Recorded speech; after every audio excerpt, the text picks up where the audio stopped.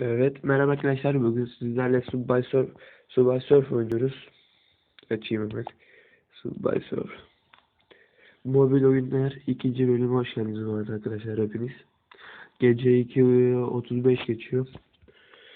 Yatmadan önce bir dedim telefondan mobil oyun çekeyim. Ardından da yatarken YouTube'a yüklensin dedim.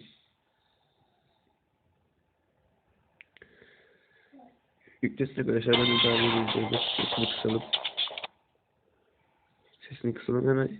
Sizlerle yeni başladım ben de. Başladım. Hadi oynamayı biliyoruz da sen niye bana gösteriyorsun?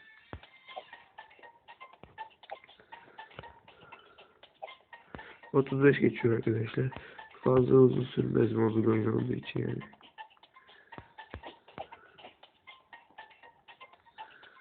Double for.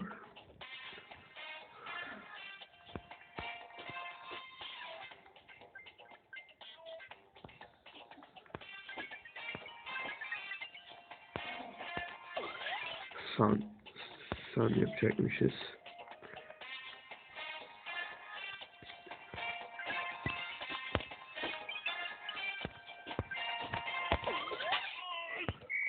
Onu almak için çarptım ama bir şey olmaz ya.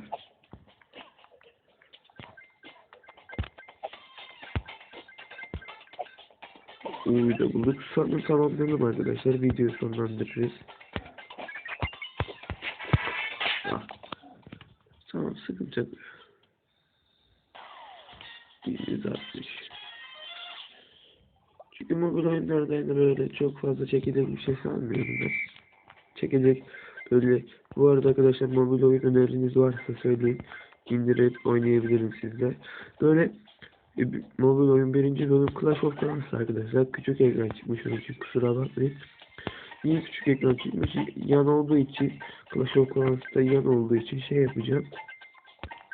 Eğer siz de Clash of Clans oynayacaksınız, size önerim mobilden indirip bilgisayarınıza bağlayıp ondan sonra videonuzu açıp video programıyla izleyin onu. Sonra ses kaydını da yapın.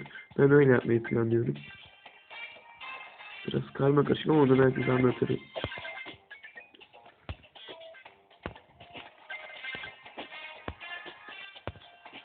Yandığımda bittim arkadaşlar. Hadi dediğim gibi mobil oyun fazla uzun sürmüyor.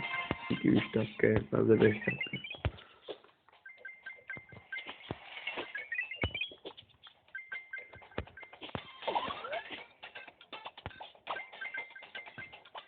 Ah, dönmedi. Neyse arkadaşlar, beni izlediğiniz için teşekkür ederim. Görüşmek üzere. Hoşçakalın, bay bay. Hepinizi seviyorum. Like ve abone olmayı unutmayın.